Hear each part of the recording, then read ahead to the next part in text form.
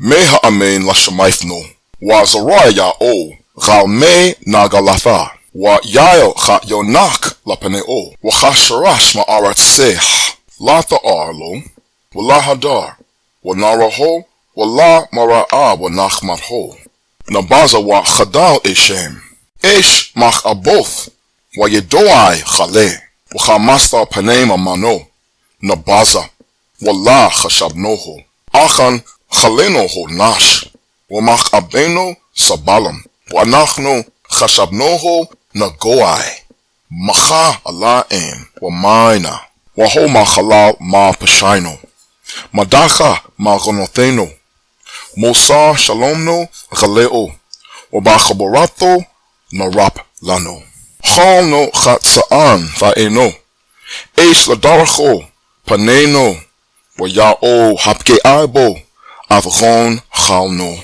nagash, wahonaina, wala yapatach peo, chashab latabach yobal, wacharacha lapane gazazeha, na alama, wala yapatach peo, ma achatzar wa ma mashpat lakach, wa adoro me yashochach, che nagazar ma arat cheem, ma pashay chame nagai lamo, wa yathan ath rasha'im kabaro, wa ath rasher bamotheo, gal la chamas chasha, wa la ma'ama bapeo, wa Ya'oh chapatz dachao, hachale, am tashem asham napasho, yara'azarai, ya'arech yamem, wa chapatz Ya'oh bayado yatzalach, ma chamal napasho yara'ah, yashabai, badaitho Yatzdek sadech rabade larabem, wachonotam ho yasabal,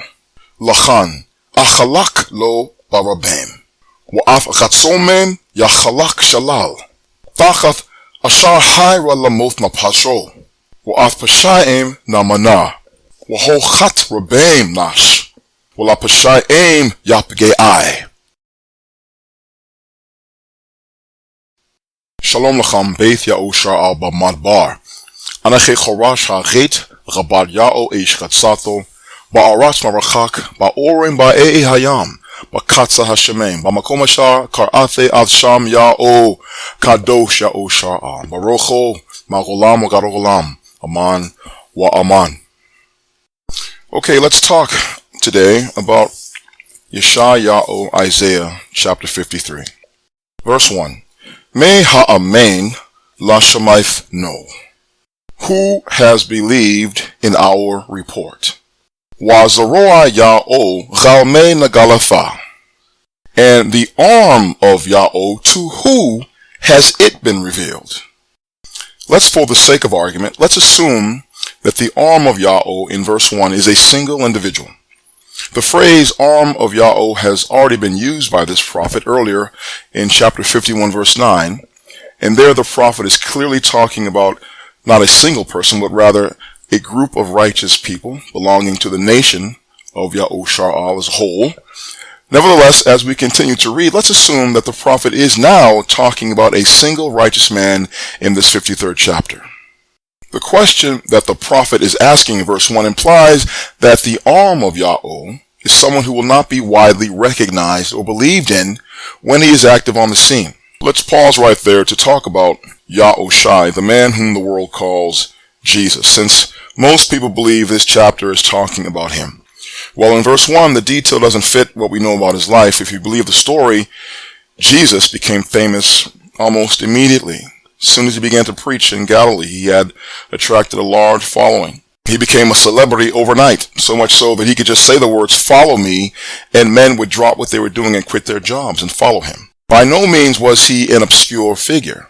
And this verse 1 is implying that the arm of Ya'oh would be someone that few will recognize.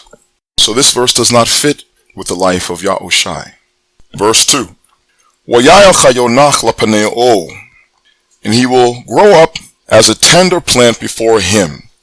وَخَشَرَشْ مَعَرَتْسَيْهِ, and like a root from out of the dry ground. Not only does this man, the arm of Ya'oh, have humble beginnings, he is an underdog growing up, and he is written off as someone who won't succeed. A tender plant is a new growth clinging to life and struggling to survive in a harsh and dry environment where most plants won't make it. This doesn't fit with what we know, or what we think we know, about the man who the world calls Jesus.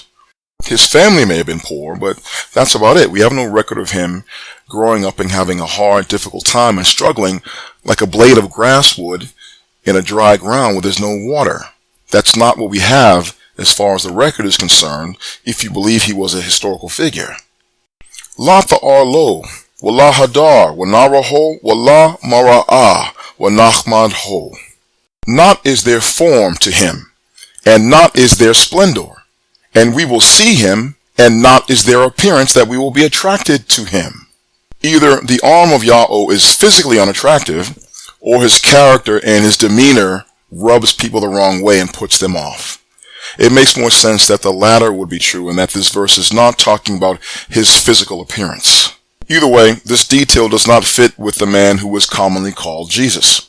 There is never a suggestion in the Gospels that his physical appearance was unappealing, nor is there any hint that his character was viewed as distasteful by the masses. Just the opposite. The masses who followed him were anything but disapproving of his demeanor. If you believe the story, he was a celebrity from day one. Verse 3. Nabaza wachadal eshem esh macha aboth wa yadoai chale. He is despised and rejected of men, a man of sorrows and familiar with grief. Again, Jesus was well liked and very popular, but this man, the arm of Ya'oh, he is not well liked by others, and he is no stranger to hardship and grief. This cannot be said about the man whom the world calls Jesus. He had but one night and the following day of real trouble in his life. It's the only time we ever see him having hardship in his life was those 2 days. The night he was arrested and the following day when he was executed. That's it. You might think I'm trying to downplay his suffering, but as brutal as it may have been, it was very brief. This verse, on the other hand, is talking about a man with a history of being rejected, a history of being despised, a history of disappointment and grief. That does not fit with what we know about the life of Jesus.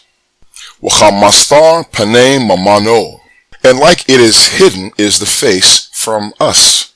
The people who despise the arm of Ya'oh and make a career out of rejecting him, they are now complaining that they never see his face. The correct translation of Chamastar Penei Mamano in line 3 is not, and we hid as it were our faces from him, as it says in the Queen James translation, but rather, and like it is hidden is the face from us. In the time of the man called Jesus, nobody was hiding their face from him, and he wasn't hiding his face from anybody. He was very visible, very public. So this verse proves that his physical appearance is not the issue in verse 2. The ones who despise him cannot say he is ugly if they don't see his face. Thus it was because of this man's character and his demeanor that they don't like him, not because of his appearance. Nabaza, wala chashabno ho. He is despised, and not did we consider him. The arm of Ya'oh is a rejected man, a despised man. No one is taking any consideration of him at all. That is not true of what we know about the man called Jesus. He was well considered, well respected. Everyone was taking note of him. But the arm of Ya'oh That man is rejected and neglected. No one, except for a few, are taking any consideration of him at all. Achan chaleno ho nash. Surely our griefs is he carrying. Wamach abeno sabalam. And our sorrows, he has borne them up. Wa anachnu chashabnoho nagoai. And we considered him plagued. Macha Allah'im. Wamaina. Smitten by Allah'im. Smitten by God. And afflicted. Again, this man, the arm of Ya'oh, he has a history of setbacks and failures. Our griefs is he carrying. Our sorrows, he has borne them up. This doesn't fit with the short period that Jesus suffered and died. The people who despise and reject this man, they are looking at his setbacks and his failures. The same sorrows, the same griefs that they are also going through in life. They see it as punishment from God and proof that he is not favored by God. As far as they are concerned, there is nothing special or unique about this man, since he is carrying around the same curses, if you will, on his shoulders as everyone else in his nation. Jesus, on the other hand, he was praised and lauded and acclaimed by the masses in his life. His troubles fit within a period of less than 24 hours. That does not qualify as a man who was acquainted and familiar with grief, with suffering, with rejection, and with disappointment. Waho ma chalal ma pashaino, ma dacha ma gonoteno. But he is wounded because of our transgressions, bruised because of our iniquities. The Christian translations of verse 5, which say that he was wounded for our transgressions and bruised for our iniquities, those are incorrect. The preposition prefixed to the noun pashaino in the construct state with a pronominal suffix and the preposition prefixed to gonotheno, our iniquities, is not the preposition for. It is the preposition from or because of, not for or on behalf of. The arm of Ya'oh is not being wounded for anybody's transgressions. He is not being bruised for anyone's iniquities. He is being wounded and bruised because of people's transgressions and because of their iniquities. So what would that mean? How does this grammatical fix because of instead of for or on behalf of? How does that change the meaning of this passage? What does that mean? It simply means that because his people have sinned and they are suffering from the penalty of disobedience, he is guilty by association and he is suffering along with them even though he has not done anything wrong. That's all that means. He is innocent and yet he is suffering the same curses as everybody else. Another example of this is the prophet Daniel. He was taken into captivity because of what his nation had done, not because of what he did. He didn't do anything wrong, and yet he still had to go into captivity along with the rest of his people. Mosa shalom no galeo. The correction of our shalom is upon him.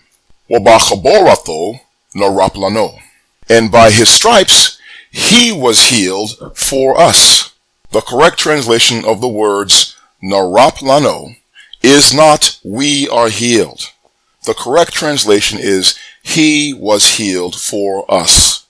The word narap is a passive verb in the past tense in the third person masculine singular. Okay, it is not the first person plural. The second word, lano, is a preposition prefixed to a pronominal suffix in the first person common plural.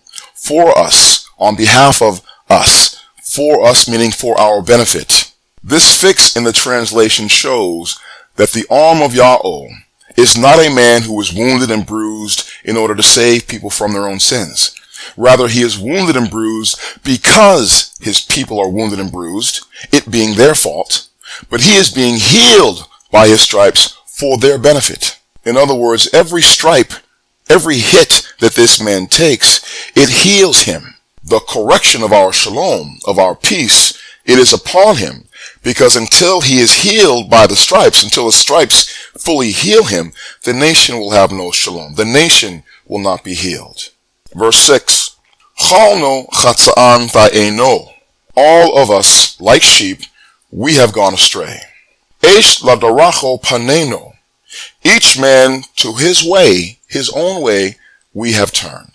Wa Ya'oh hapge'ai bo avron chalno. And Ya'oh has caused to strike upon him the punishment of us all. The arm of Ya'oh is a righteous man, or he would not be called that in the beginning of this chapter. And yet the bad things that should happen to the sinners of his own people for going astray and abandoning Ya'oh and breaking the law, they are also happening to him, even though he is not guilty. He is all too familiar with their punishments, with their sorrows, with their griefs. But it's easy to misunderstand and think that he is rejected by God, when in fact the opposite is the case. This man is being healed and being rehabilitated right before their eyes, and it is for their own benefit that he is healed by his stripes. None of this fits with the life of Jesus. He did not have a lifetime of suffering. He did not have a lifetime of experiencing sorrows and griefs. His sorrows were within a short window of less than 24 hours. That is not a man who has walked in the shoes of his nation and has experienced all the griefs and all the sorrows of his nation. Verse 7. Nagash wahonaina wala yapathach pe'o. He was distressed and he was afflicted, but he did not open his mouth. Chasha latabach yobal. Like a lamb to the slaughter he was brought. Wacha racha lapenei gazazeha na'alama wala yapathach pe'o. And like a sheep before her shearers is dumb, but he did not open his mouth. As I said, the arm of Ya'oh has experienced all the griefs, all the suffering, all the sorrows as his nation. But unlike them, he isn't complaining. He keeps his mouth shut. He takes the hit, but he is not destroyed. He keeps his mouth shut. Each hit is making him whole. That's not Jesus. I know Christians will say it is, but Jesus didn't keep his mouth shut. Not in his trial, his mock trial. He did not. He didn't keep his mouth shut. In fact, he threatened the high priest. According to the Gospels, he did. If you believe the story, then when the high priest, during his trial, commanded him to speak, he did. And he gave him a threat. A veiled threat that he's going to see him again, coming on the clouds of heaven, sitting next to the right hand of power. That was a veiled threat, a direct threat to the high priest. Not by any stretch of the imagination is that a lamb that is dumb before its shearers, or quiet as it's being led off to slaughter. Verse 8. Ma gatzar wa ma mashpat lakach wa abdoro me yashochach che nagaza ma'arat che'em ma pashai rame nagai lamo. From prison and from judgment was he taken, and his generation who will talk? For he was divided from the land of the living because of the transgression of my nation, a plague to them. The man whom the world calls Jesus, he was never put in prison, not even metaphorically speaking. He was arrested in the middle of the night and then taken to the high priest for a mock trial, and then he was taken straight to Pilate's residence, the governor of the land, the Roman governor of the land, who was in Caesarea, not Jerusalem. Pilate would not have been in Jerusalem during the Passover to oversee things. He had a garrison stationed there for that purpose. Pilate maintained his residence in Caesarea. So if the story is true, he would have been taken, the man Jesus would have been taken to Pilate in Caesarea by morning for a quick judgment. This verse is not talking about what happened to Jesus. It is talking about a man who was taken from the, quote, prison and from the judgment in the land of the living, meaning he was taken out of that situation in the land where most of his people were living.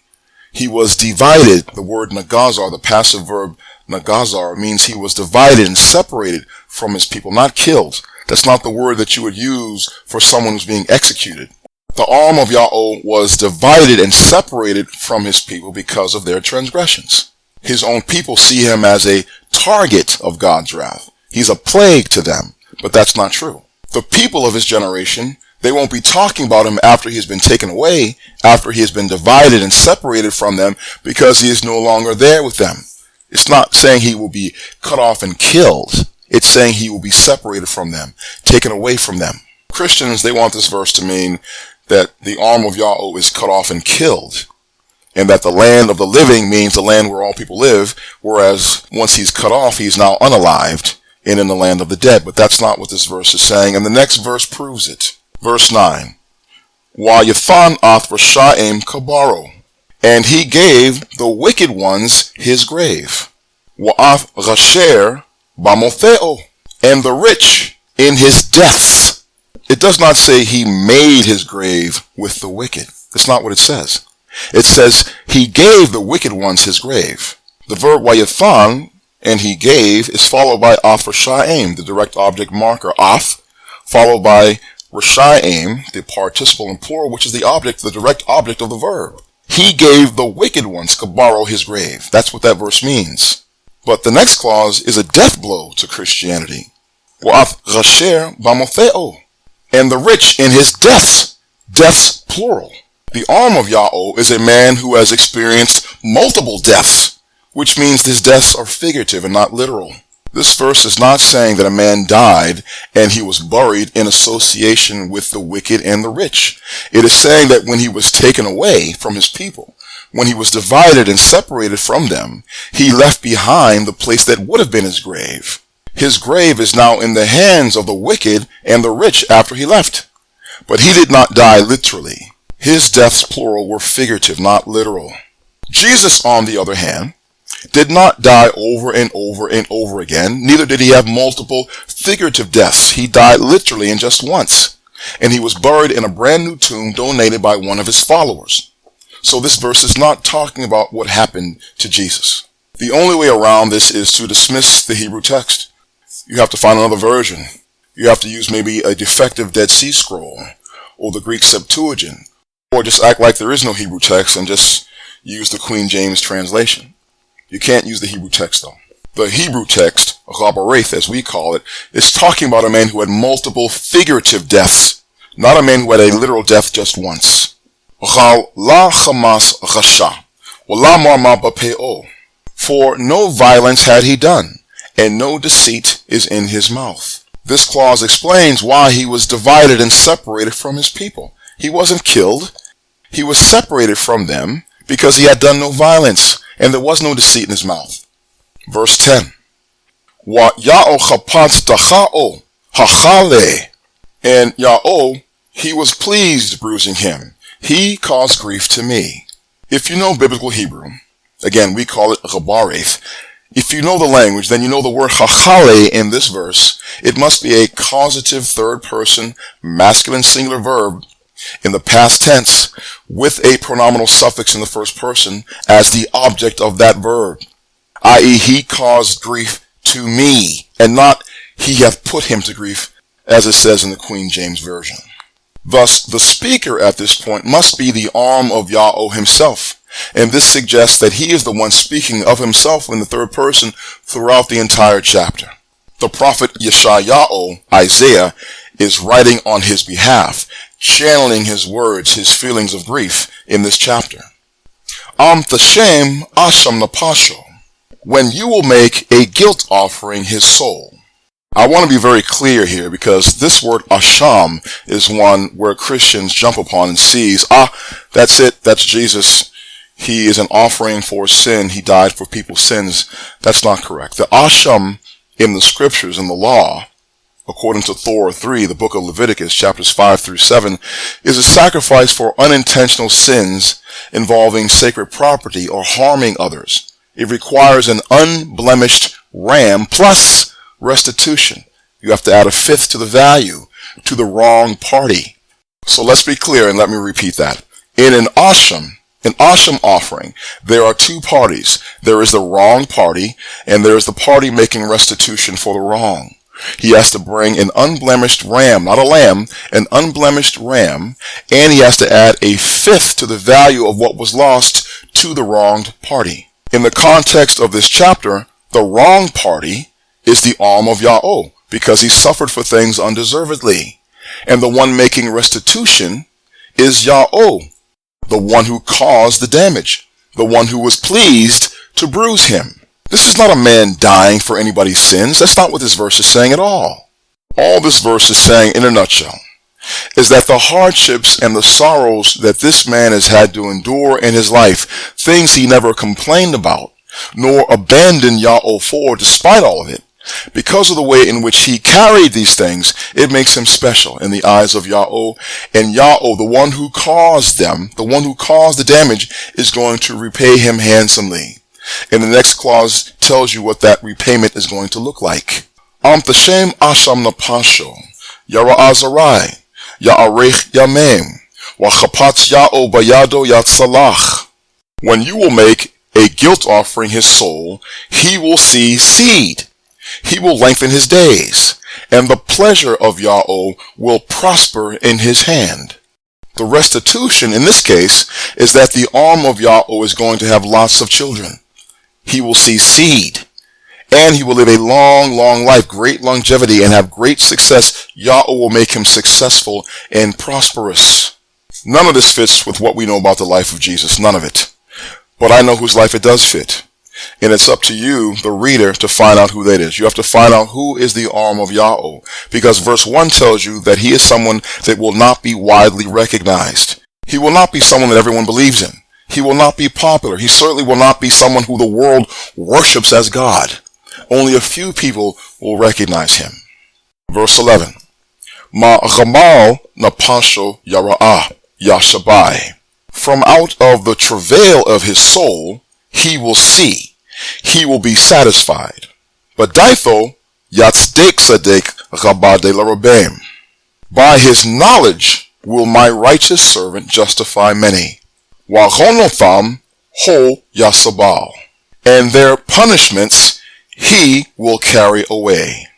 So this man, the arm of Ya'oh, he is some kind of savior, but not in the Christian sense of the word.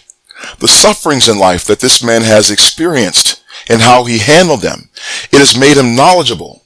And he uses that knowledge obtained after many hard knocks to help a remnant of his people and to carry away their punishments.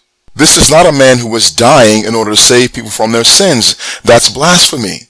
This is a man who has obtained knowledge through life, and he's using that knowledge to help a remnant of his people get out from under the curses. That's all it means. Verse 12.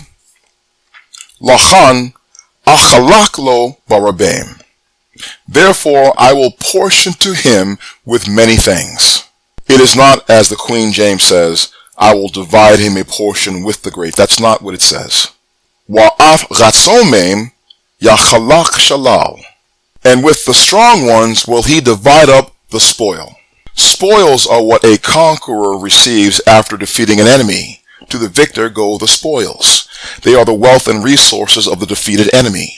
This verse is alluding to the arm of Ya'oh being a warrior, a conqueror, and he will defeat an enemy and divide the spoils with the strong ones who are with him, his people. Fachath ashar hayra lamoth napasho, wa'af pashaim namana. Because of which he made bare unto death his soul, and with the transgressors was he counted. This man did not die literally, as we saw in verse 9. His deaths, plural, were figurative, but he put his life on the line, and that's why he's being rewarded. The verb hayra means to expose, to make bare. He did not literally die, but he exposed himself to death. He put his life on the line, and that is why he's being rewarded. For the things he endured in his life, for the rejection, for the suffering, for being despised, etc., etc. This is the restitution that Ya'oh will make to him, the asham, the guilt offering. This is what it will look like. Ya'oh will make him victorious, give him many, many children, give him long life, make him a conqueror over a defeated enemy, so that he will divide the spoils among the people who follow him, the strong ones who follow him. Christians will say, they will argue, well, that's Jesus when he comes back. But this chapter is not talking about a man dying and being dead for 3 days and coming back to life and then going to heaven for more than 2,000 years and coming back. This chapter doesn't say anything like that at all.